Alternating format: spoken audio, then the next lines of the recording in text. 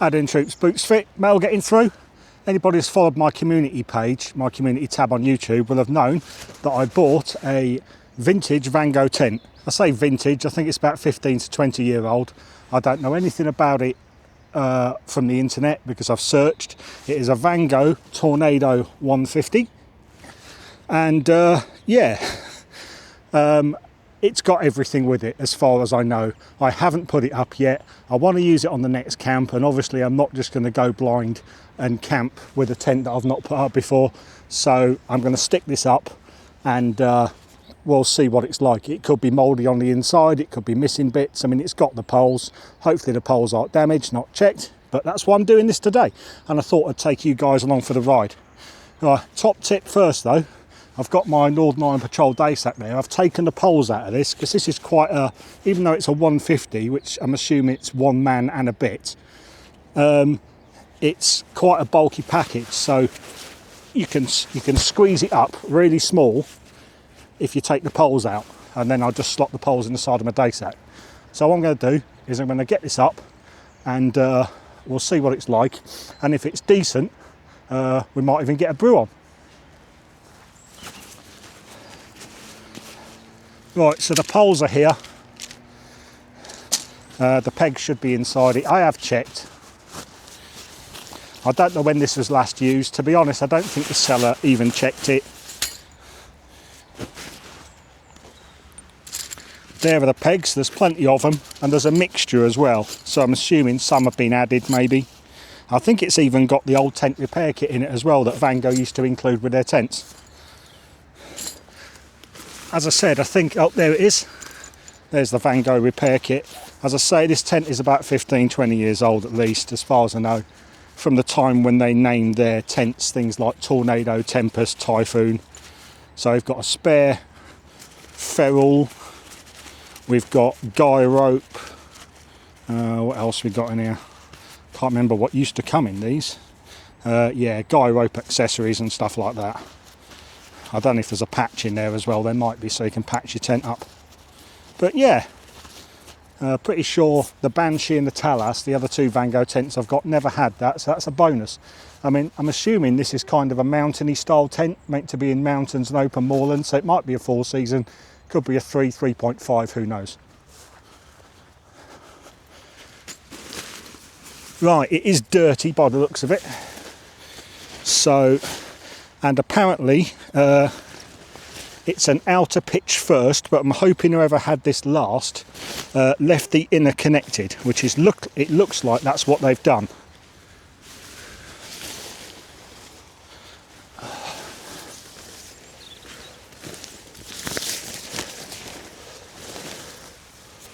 Which is a bonus.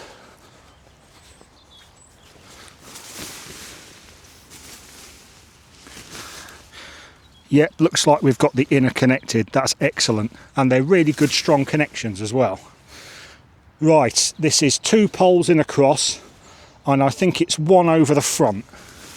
And they should be colour coded. So you've got a blue tab there going that way, and a blue tab there going that way.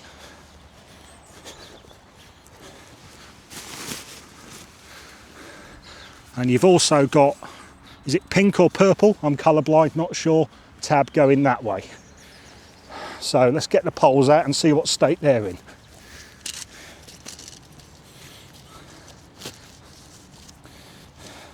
They're doing some work around here at the moment. They're clearing a load of scrub. So I'm hoping there's not going to be too many people around, but I'm not camping. I'm just putting up a tent in video in it. So we shouldn't have too much of a problem.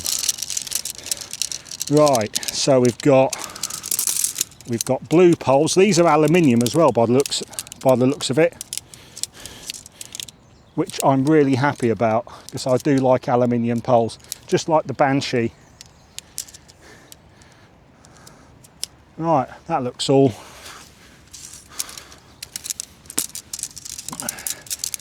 This is the other blue one. They're blue in the middle and then the reddy goldy colour at the end. Nightmare being colourblind, it's crap. But affects quite a few men apparently.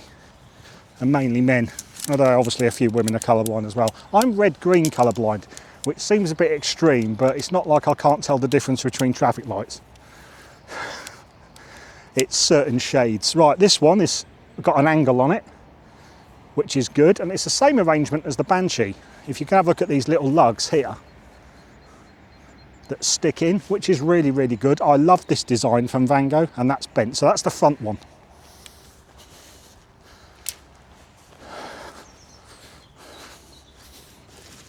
Right, I don't want to get my trousers dirty because I'm a massive wuss. So I'm going to use my foam mat to kneel on. Right, so this should be fairly straightforward. Tents are tents, guys. I mean, good thing about Vango as well, they've got the instructions on the inside of the bag. I did have a quick glance at them, but this looks fairly straightforward. And if it isn't and I mess it up, well, I'm just a knob, aren't I?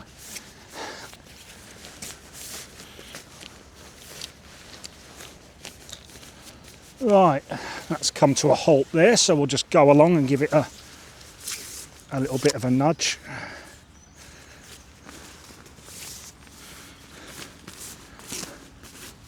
I was going to go to the local park and do this, but I'm just going to get inundated with dogs. People don't tend to walk their dogs up this end. Right, so that's through. And we'll do the other cross one, so they're like that, going along the length. It's a while since I've had a tent with this kind of arrangement. Normally I like tents with no more than 2 poles that are nice and simple, like the Banshee. But as it stands, this actually looks, dare I say it, pretty bomb-proof. So this pole goes under the other one. There's no need to force it. Just tease it down.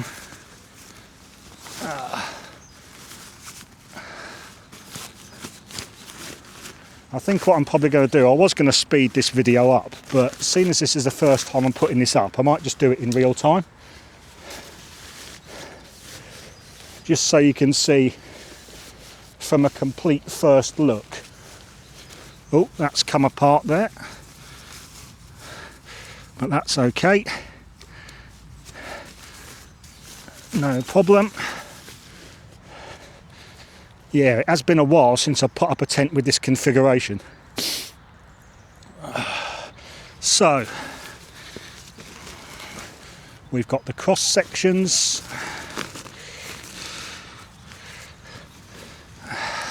And I think I'm going to put the other one in, or shall I do the cross sections up first? I can't remember, to be honest, I can't remember which way it said to do it. So I'm assuming that's the first loop I'm putting that in.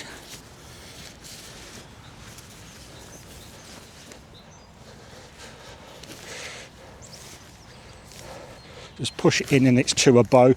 Sometimes these are really tough. I suppose it depends what tent you get. This has got a tension band system as well, so I can cinch that up later on. So far so good on there. Hopefully I'm still in shot. That's come apart in the middle again. That's okay. These things are set to triers.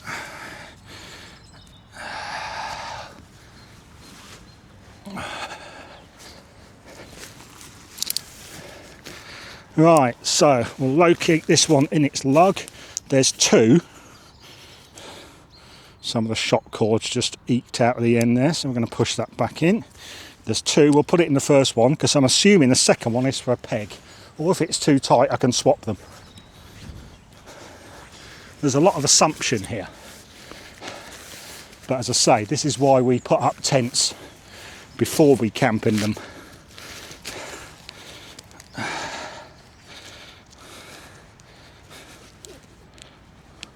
Right, there we go. So this should be, once the second one's in, this should be completely freestanding, as it kind of is now, to be honest. So yeah, I'll take you for a closer look at this when we right, that's pretty flat there across, so this is just shove it in and clip it down, which is super easy. This is why I like Vango tents. I mean, they're no Hillyberg, but they're still good. I mean, don't get me wrong, if someone was to send me a Hillyberg, I'd bite their hands off. But I've been using these tents for years in lots of environments, from the Vango Force tent when I was a kid, and I love them. And we'll continue to do so. See how that goes in that first loop there?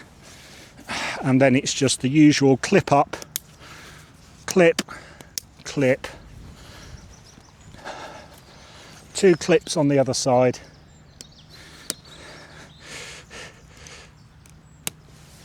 And there we go. It is completely freestanding. You can roll it over if you want, which is a good idea, because this is when I like to check the inside to make sure all the clips are done up. So, yep. And they recommend in the instructions this is how you do it, because if you're on a rough piece of ground or on an uneven piece of ground, then you can move this to where you want. So obviously I've cleared all the sticks away. It's a bit thorny round here. If I was to camp here, then I'll probably put some Tyvek down as a ground sheet or something. Or if you've got one of these posh people who's got a tent footprint. So this has got 2 doors, one there and one there. And there is a tent that looks like this that's being sold at the moment. Put it in the comments which one it is, because I've had a massive brain fart and I can't remember. Right, so as soon as it's where we want it, the next thing is pegs. Now, I'm not going to put all the pegs in because I'm not camping. Or shall I put all the pegs in? So we're going to start with the back. Just going to push them in lightly.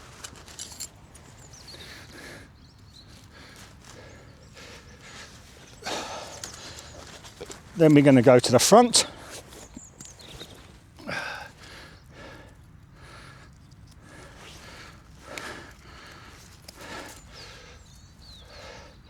And stretch it out as much as we can.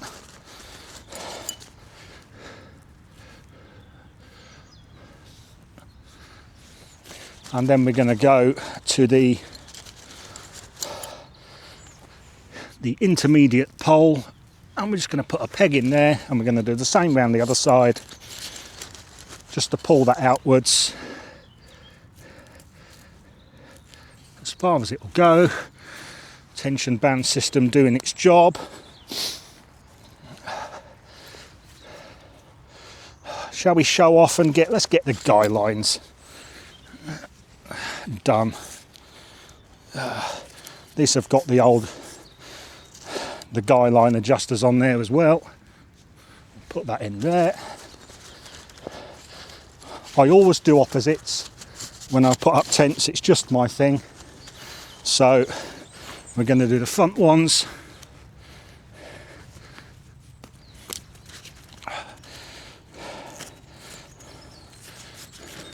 As you can see from the time code, this is not taking me long to put up.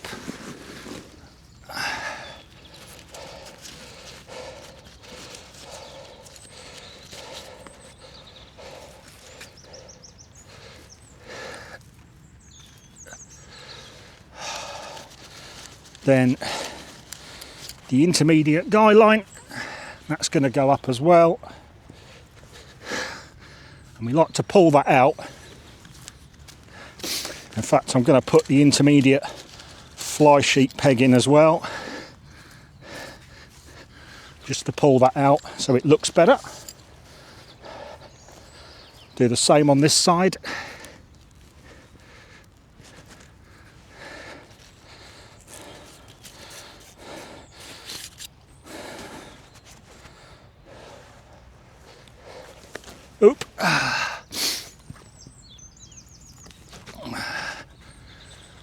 There we go. There's a peg there. I think you can, and there's one on the other side. I think that's it.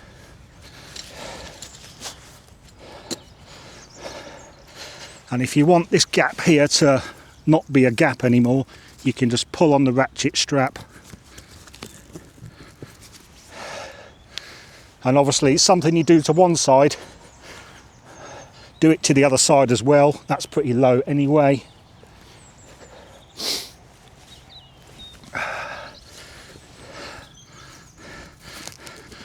All these corners, these sections, you can ratchet strap down. There we go. Right. What attracted me to this tent when I was looking for, you probably can't see me, sorry about that.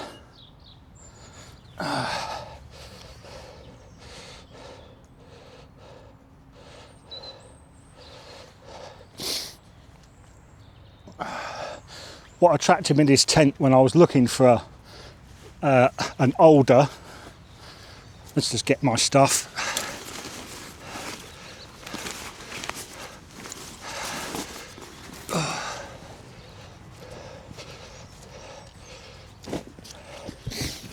See, completely unprepared in real time this video, no messing about. Yeah, what I was looking for in a tent, when I was looking for an older tent, is one with a big vestibule that you can cook in the rain. Because my other ones, you can't really do that. So, usual score, there's a toggle for the door, and you can chuck that in there. And yeah. There is a clip that's not clipped up there. That's good. There's no pegging points for the inside. So what I'll do is have a quick look round the outside, and then we'll get in and we'll have a look at the inside. So there we go. Spacious vestibule. You can open both sides if you want the air to come out. You've got a door there. You've got a door here and a vent, which there's no tab to hook it open. It's got a piece of wire there, hooks open automatically. Intermediate guy lines, intermediate pegs in. I've not done that one. 2 rear pole pegs, 2 rear guy lines. Again, not done that one. Intermediate peg, intermediate guy line there. And yeah, there you go. I mean, you can obviously peg this out here as well if you want to. It's a bit high up here, but I suppose you could jiggle that. To be honest, that's not really an issue. The main issue for me is the fact I can cook in there when it's wet and windy, and the rain's just going to bead off one side, which is great. I mean, you'll get a bit of drippage down here off this, I suppose. That's got a little seam there to allow runoff, and obviously anything coming through here is going to run off there, which is a great design, typical Vango. This tent cost me 28 quid. There was a problem with getting it. It basically, the guy bought it off sent the wrong tent. I think he was just selling second-hand stuff. I don't think he was like a camper or anything like that. I don't think he used it. He probably didn't even check it. He might not have even known what he was looking at. Yeah, 28 quid, but unfortunately I had to send it back, which cost me 11 quid. So, do the math there. And he sent me the right one back. So it was a bit of a palaver. I didn't get the postage back. I'm not entirely sure the guy's English was great. But there we go. But I still got a tent for a reasonable price. Right, so stash all my stuff in there, put that there. I'm going to get this mat out and we're going to go in, see how much you can see from there. In fact, I'm just going to put it there. I think it's the best bet. So 2 zips, working very, very well.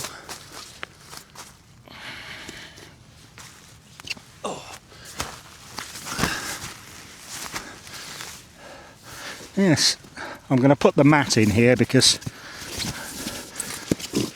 there's like thistles and stuff on the ground.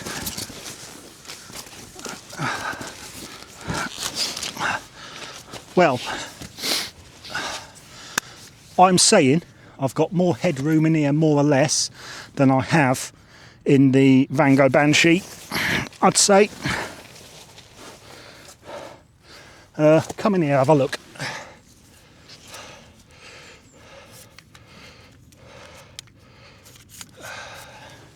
So,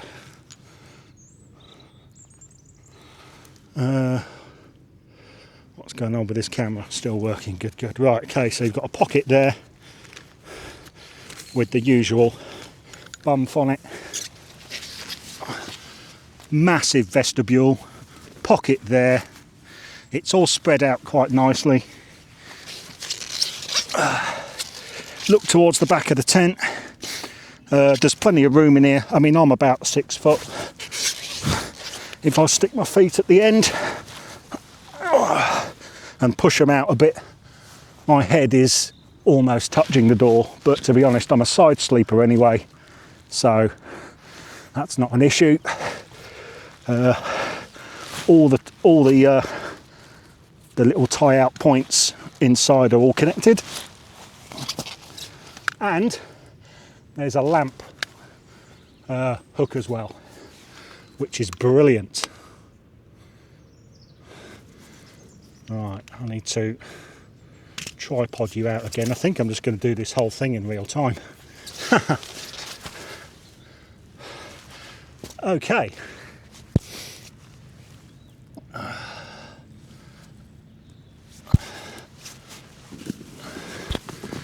Right, let's have a look at what we've got in here.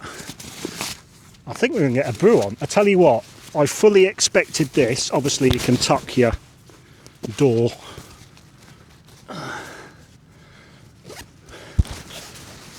Tuck your door in that pocket there. Oh, has it got another one? No, it's got a corner pocket. You can tuck it in the corner. I'm assuming that's what that's for. Or you could probably tie it back. You maybe. Who knows? Anyway, minor. I tell you what, I'm impressed with this tent. The seam tape looks okay. I've no idea if it's waterproof. I'm assuming it is. If not, I could probably fab seal it. NATO water bottle with nesting cup. I say this is a NATO water bottle. This is the BCB copy, which is slightly smaller. I actually bought it in error.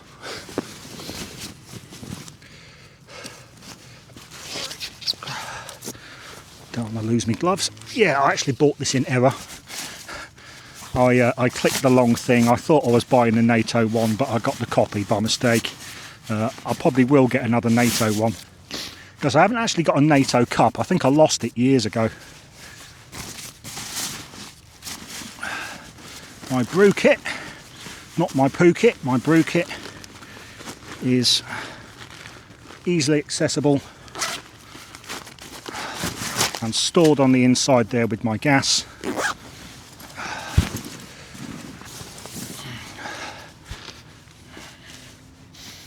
I tell you what, this is actually all right. I am impressed with this. This vestibule is just the right size. Alright, out kit, brew kit.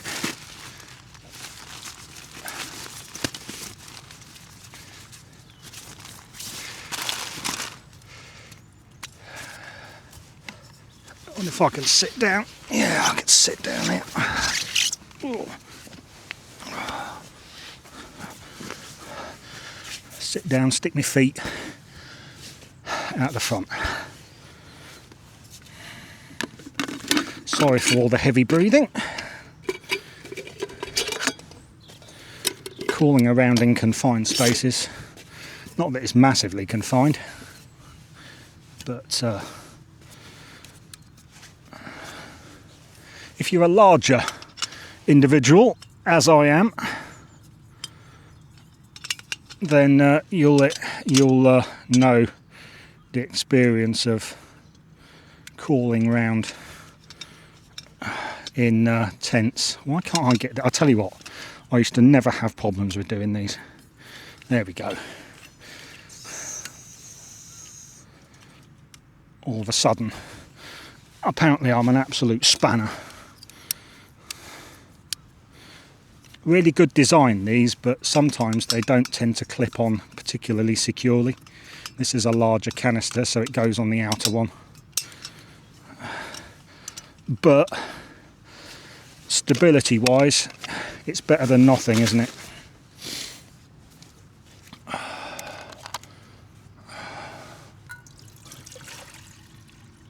It's not just the fact that I was in the military. I think the British Army 58 pattern water bottle is the best in the world, bar none. There's a reason why this thing is currently still in service with the British Army, or I believe it is, because it works, and if it's not broken, why try and fix it? Right, let's right,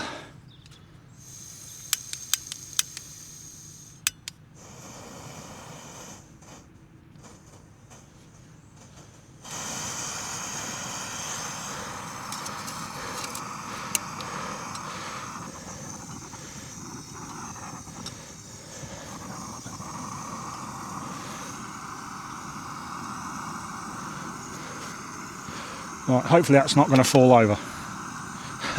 This ground is not even. There we go. That's as even as we're going to get. For some reason I can smell bacon all of a sudden. It's not coming from anywhere near me, because I've been fasting for 2 days. I'm in the second day of my 2-day fast.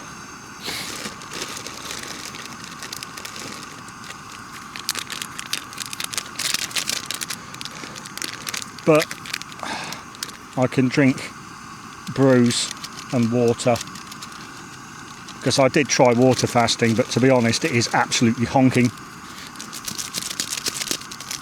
I mean, it's bloody torture.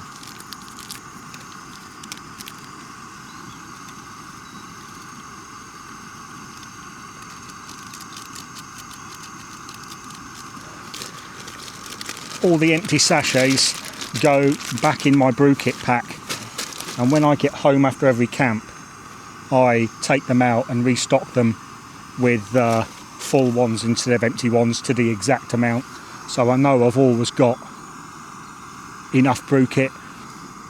To be honest, with my background, you shouldn't go anywhere into the outdoors without facilities to making a brew. It is bad skills and drills. Oh, that's smoking already. Smoking, steaming. Feel free to fast forward this, but I'm just going to let it go in one take, because I'm just going to upload the one clip so you get to see everything. Let me know if you like that.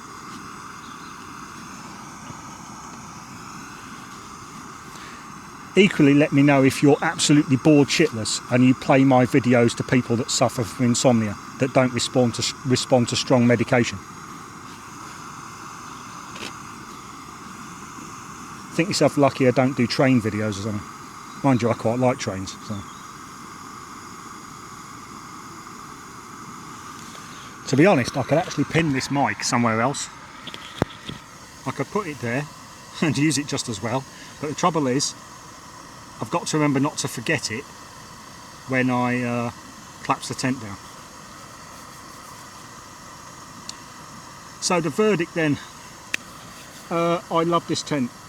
I want to try it in heavy rain. I'm going to try and get out Wednesday or Thursday. It's Tuesday today, this will be uploaded today,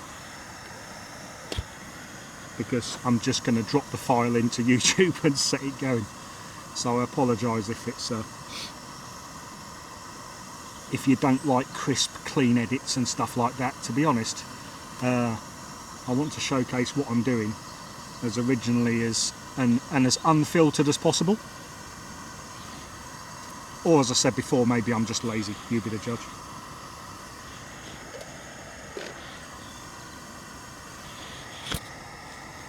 I've never had a jet boil, so I don't know which one of these many copies boils fastest.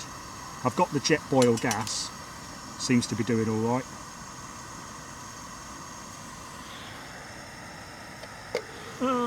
That's a boil burner.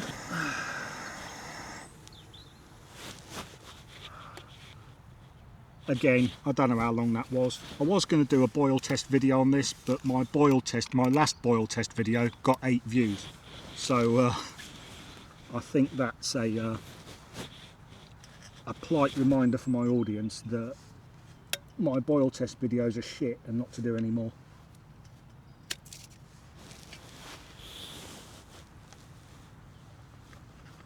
I mean, some people might like them. To be honest, boil tests have been done to death on YouTube. I don't think there's a camping stove out there which somebody hasn't done a boil test on.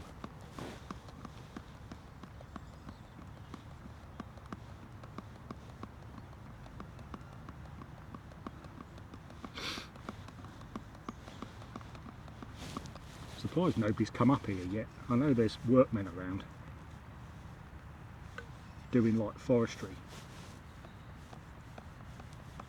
Tell you one thing I like about these, I've always liked, ever since I started using one, when I was a kid actually, before I joined the army and got issued one, these mugs, they're big.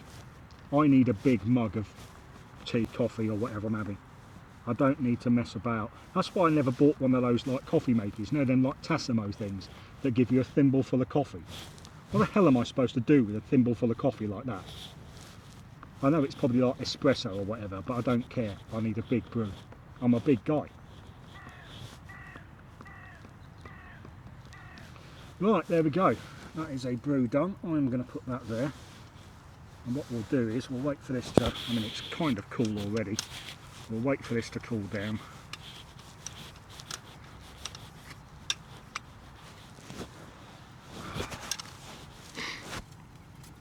And we'll endeavour to put it away.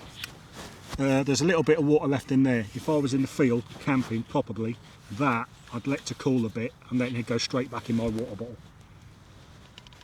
I would not waste water in the field even if I had a river that was flowing with Evian 2 metres next to my tent. I've known what it's like in past to be without water because you haven't had a resupply, and it's not fun. And I learned really quickly, really early on. Sorry about the, if my head's hitting that, I'm sorry. I am an absolute spaz, aren't I?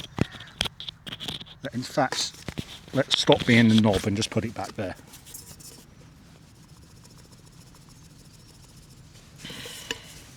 So there we go. That goes in there. Pot stand goes on top of it. I mean, that's a bigger gas canister, so I can't fit the gas in there. I'm going to put that on top of that. And my Sea to Summit cup, I'll just put in the top of it, and it stops everything from rattling around to a point.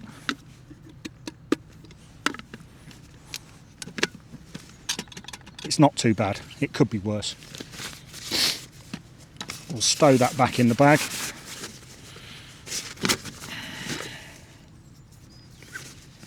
See, when I'm not flapping about filming camera angles and stuff, then I do this stuff properly. We'll stow that away. My spoon needs to go in the back of there, so we're going to leave that out for now, but it's all in one place, centralised, so I know where to get stuff. Anybody who's camped in the dark will understand that if you have kit everywhere, you're going to lose stuff. 100% guaranteed, and everybody's done it. I've done it in the past when I was younger.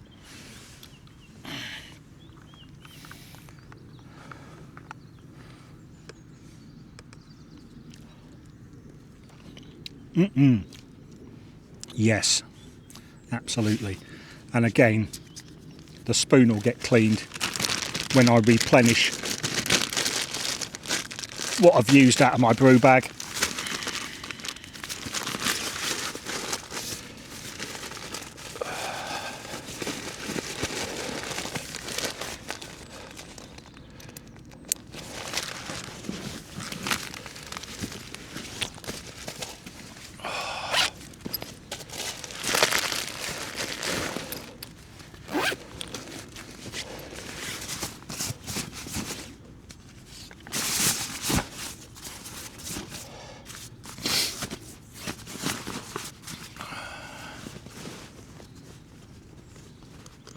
See, when I'm centralising stuff, I don't normally video it. But now you get to see everything. So, bottle goes on there. Pouches get done up. Day sack gets done up. Anybody who's ever in the military knows you never leave a pouch or a pocket open on your uniform. People used to get, you could get charged if somebody walking through camp and somebody sees a pocket open on your dress. You'll get a show parade for it, which is basically where you have to parade outside the guard room and get inspected at 10 o'clock in the evening, and it completely messes up your evening. While you're supposed to be sinking beers, you'll be stood there like an absolute spoon.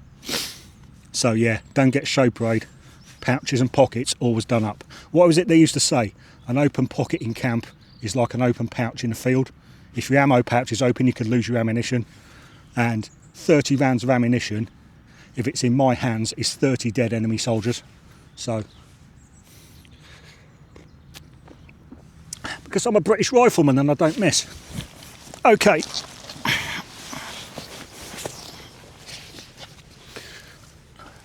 Let's get out of this tent without kicking my brew over.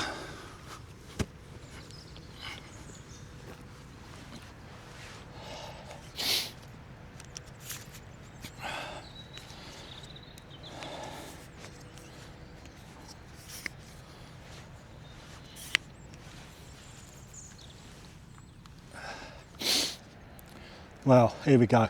Still nobody here, nobody around. There was a guy down the hill in the woods over the other side. Looked like he was having a brew actually as well. I don't know if he was homeless. Sometimes you get a few homeless people that like camping here. But yeah, let's grab my camera bag. Stuff. See, here's me banging on about paying attention and packing the kit away. And you leave your camera bag out. What happened if that was dark? That's what I hate about filming. I'll tell you what, I'll give you guys a bit of a confession. I love doing this. This is my thing. There's nothing more relaxing and stress relieving than wild camping. I don't like filming it. I love filming and photography, absolutely love it. I'd film for someone else, but filming for me, I always concentrate on the filming, make sure my mic's connected, make sure the mic's in the right place, and end up leaving camera bags out and stuff like that, like an absolute knob after preaching about getting your stuff squared away. So there we go. Yeah, when I have to film it at the same time, I don't concentrate.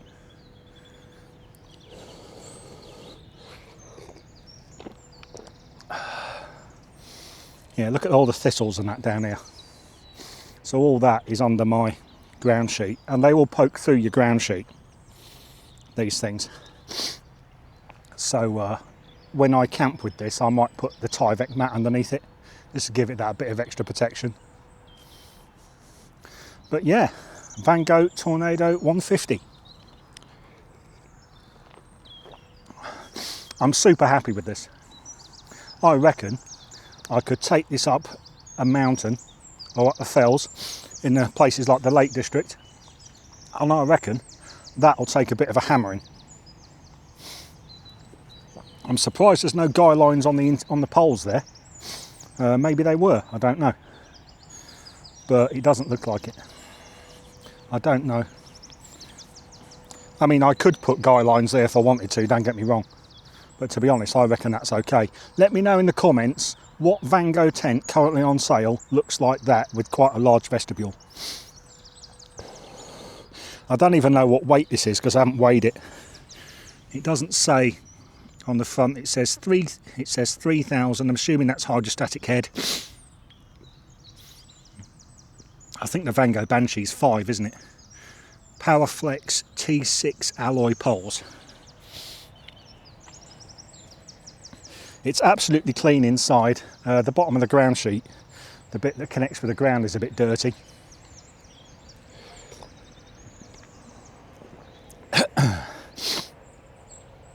But yeah, there we go. How much battery's left? 68%. Lovely. There's over there is Dover Docks, so I'm up the hill just outside the port. Just going to have a quick look over here, see if there's anybody around. I think that guy that was down there is gone. There's like a woods down there and they've cut loads of the wood down. I think it's like ash dieback or something like that. But I don't know what that is. People have been burning stuff in there. This is like grazing land now, but in World War II there were loads, I think there was like barracks accommodation up here or something. I don't know if it was like accommodation for the artillery gun crews or whatever. If you go on Google Earth and scroll it back to 1940, you can see all the buildings up here.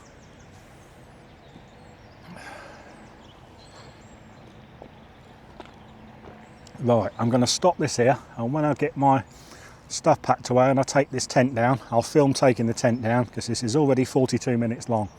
So, which is good, because long form content does better.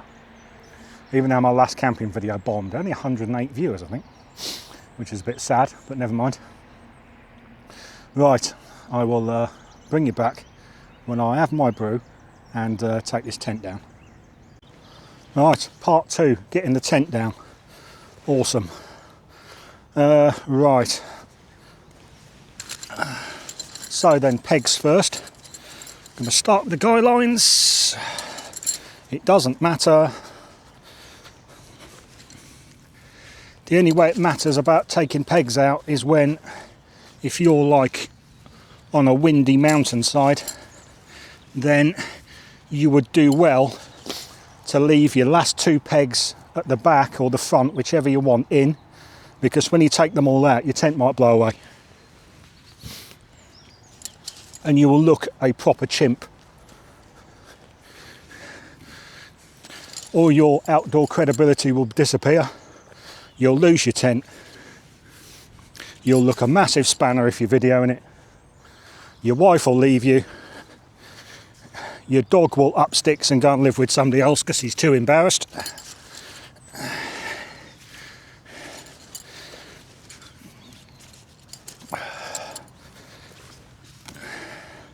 I don't know, I mean, you'll probably have to take up golf or bowls or something,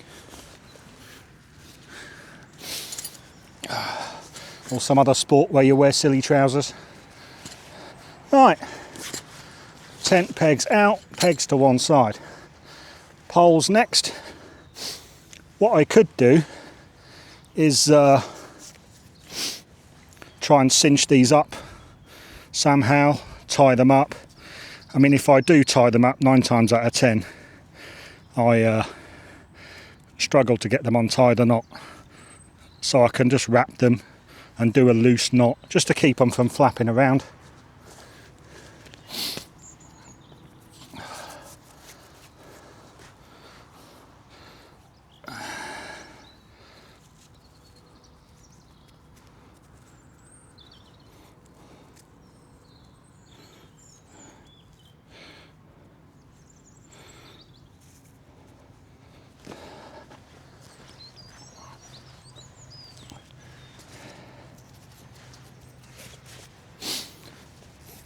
I mean, it's just anything to make your life a little bit easier. I mean, when you undo your tent again, you don't want your guy lines to be tangled up all over the place. I mean, these weren't too bad.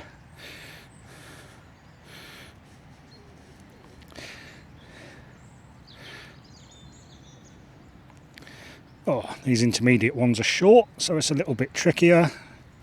Sorry you can't see this, I'm probably making a hash of it anyway. There. What the best thing would probably to do, oh my god, I don't know who tied that on, but that is horrendous. The best thing to probably do was to get a rubber band and wrap a rubber band around them to keep them together,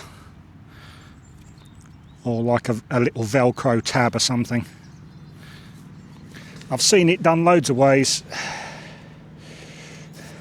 In fact, I think that guy line was connected at the factory. I've never seen it done like that before.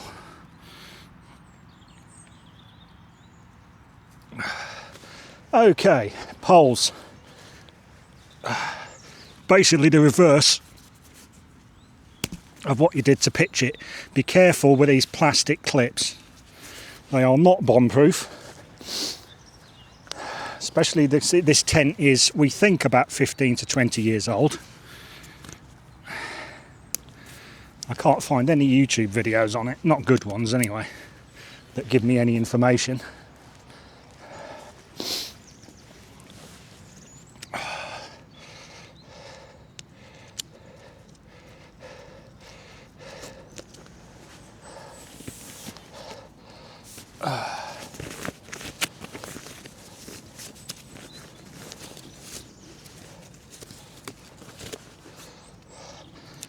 If you get something like this happen with the end of the pole, just scooch that back in there again and job done.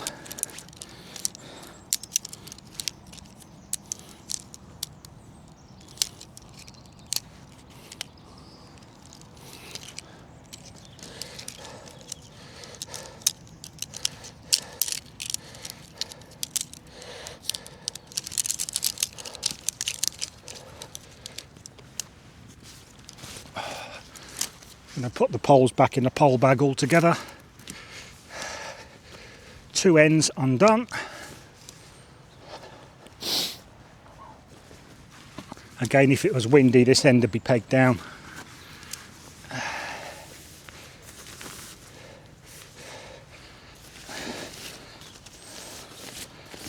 And I'd just like to scooch the pole along so it doesn't separate. I just grab hold of it there and then push it in from the end and just feed it through.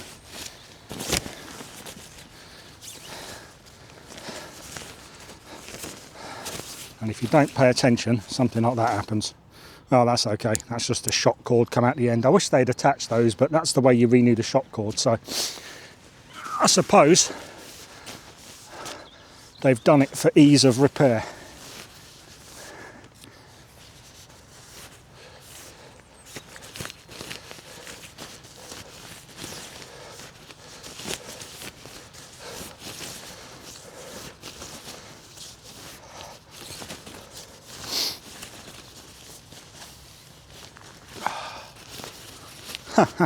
It's done exactly the same again. Where are you?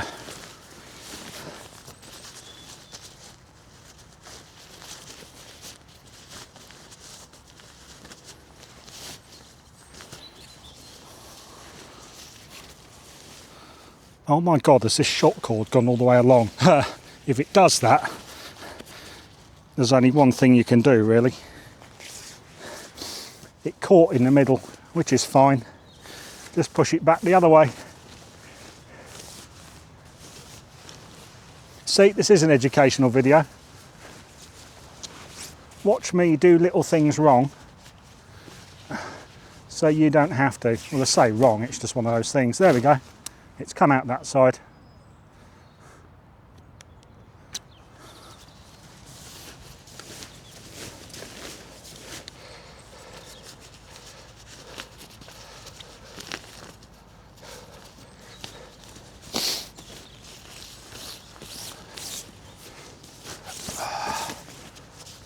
Hope I'm in shot here.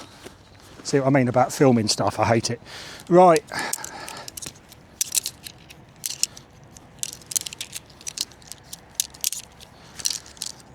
So, Vango Tornado 150. Could this be my new favourite tent? Anybody who knows my channel knows that my favourite tent is the Vango Banshee,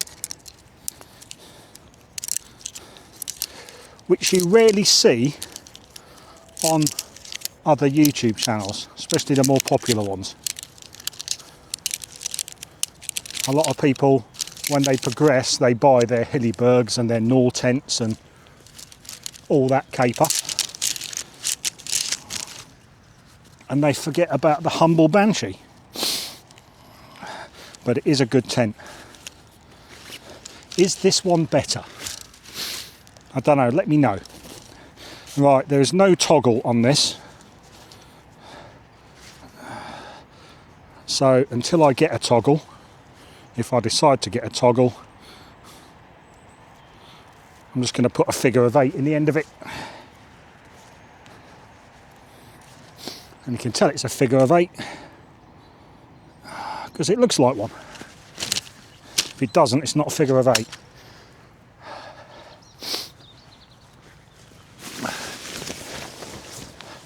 Right, putting tents back in bags.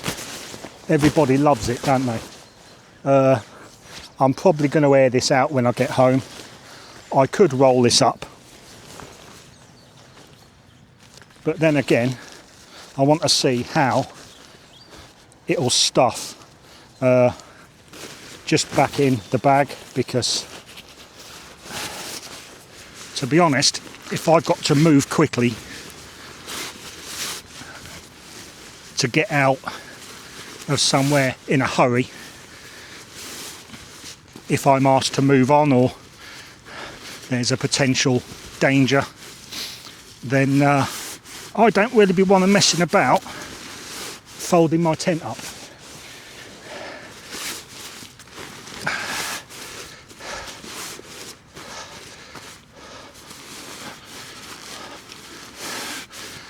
And plus, if you do this, 9 times out of 10 it ends up smaller. I could put my repair kit back in there. I could put my pegs back in there. Be careful your pegs don't rip the side of the bag. So I put when I'm putting my pegs in, I put my hands there to cover the points of them and just stuff them down the side.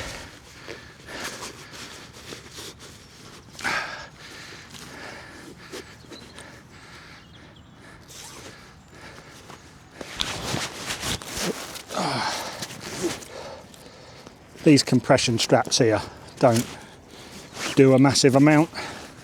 In fact, one of these keeps coming off. It's a bit rubbish.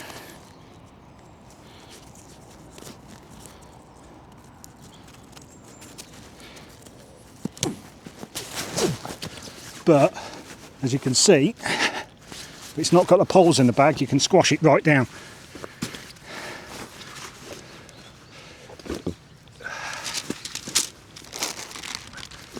Move myself in shot here. Got my camera bag out because I've got to put my camera stuff away when I'm done.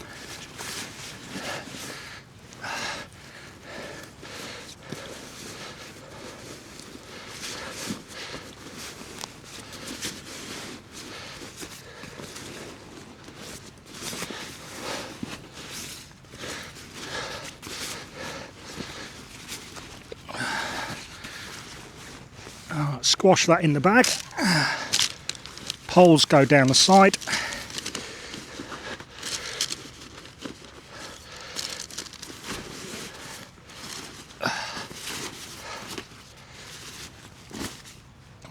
There we go.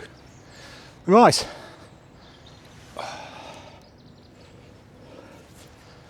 So, check around. No trace left. No rubbish. No sign they've even been here, apart from a little bit of a flat ground. Well, there's not that much flat ground because I haven't had the tent up for long. So yeah, that is the Vango Tornado 150 that I purchased off eBay. 15 or 20 year old, set up. We had a brew in it. We took it back down again. We had a look at it, and the next time you'll see that is when I do my next wild camp, because I'll be using it. Right, as always, thank you very much for watching, and I'll catch you later.